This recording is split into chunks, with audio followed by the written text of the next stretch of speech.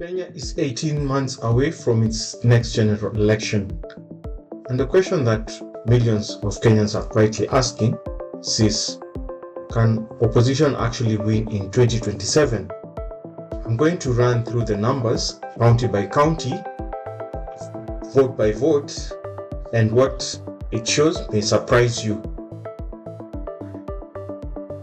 In August 2022, William Ruto won the presidency by just 233,000 votes, a margin of about 1.6%. In any other country, that triggers talk of a rematch. In Kenya, it did exactly that.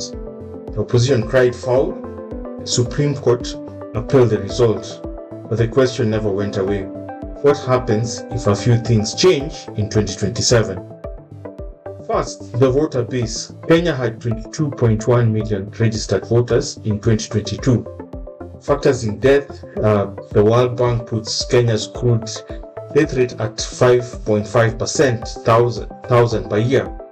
That base shrinks slightly.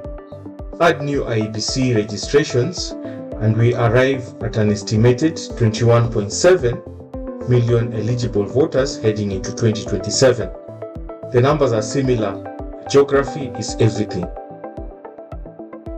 Start with Ruto's fortress, the Rift Valley. In 2022, county after county here delivered extraordinary turnout figures. Bomet 80%, Kericho 79%, Baringo 78%, and Ruto's vote share in these counties ran in as high as 94%. This is his foundation. In our model, we ask a simple question: what if the extraordinary enthusiasm drops just slightly back to 70%? We actually have seen a lot of videos just based on what is coming from the ground that the electorate is not as enthusiastic as was in 2027. Secondly, there's been a lot of doubt cast on these numbers, these figures. In the other video, we just had a presentation which showed that there is possibility that the scale was tilted in his favor because there were no Azimio agents looking at what was happening. So it's a big conspiracy based on what some of the people inside Ruto's own circle have come out to say. So we're actually working with a conservative number of about 70% across for most of these constituencies or counties. Now, Central Kenya, Kiambu, Murang'a, Nyeri, Kirinyaga, Nyandarua, in 2022, all 5 counties went solidly for Ruto. Vote share between 70 and 76%. The historical Kikuyu calculation back the winner, secure benefits for the region, but the mood has shifted. The cost of living, the tax burden, the broken promises on development. In our scenario, Central Kenya flips, and we have seen a lot of the candidates who ran under UDA start to change and announce that they're not going to be seeking re-elections under the ticket. So we know that this tide has already arrived. Rift Valley turnout capped at 70%. Central Kenya flips, keeps everything else the same. 2022 vote shares, 2022 turnout in all other counties. The result, the opposition wins, not narrowly, by 2 million votes. 2.5 million votes almost. So 58% win in their favor. That is not a recount, that's a mandate.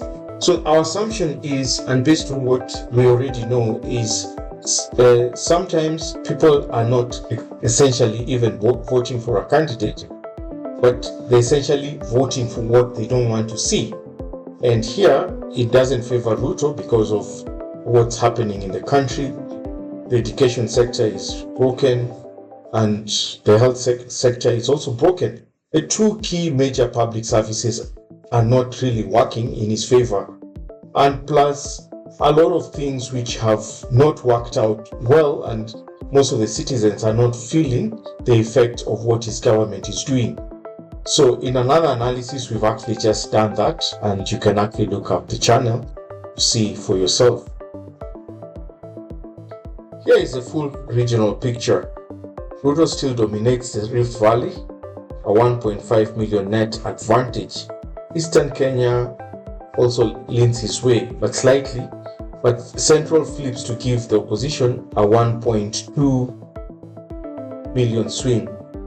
Nyanza delivers 1.6 million net votes. Western Coast and Nairobi all at the opposition column. The arithmetic is decisive. So what does the opposition actually need? Three things. One, Rift Valley turnout must not replicate 2022. Two, Central Kenya must move. That requires a compelling candidate and a clear economic message. 3. The existing opposition base in Nyanza, Western and Coast must hold firm. Nyanza alone delivers more net votes for opposition than the entire Rift Valley delivers for Ruto.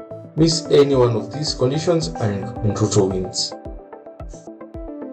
So can the opposition win in 2027? The data says yes, if the condition aligns. The single biggest variable is Central Kenya, 5 counties, 3.5 million registered voters, a bloc that has historically voted together. If they move, the math produces a historical landslide. If they stay with Ruto, he holds. But this is highly unlikely based on what we have seen. The tide has really turned against him in this with this regard. So what Central Kenya? This is the story of the 2027 election. That is the analysis.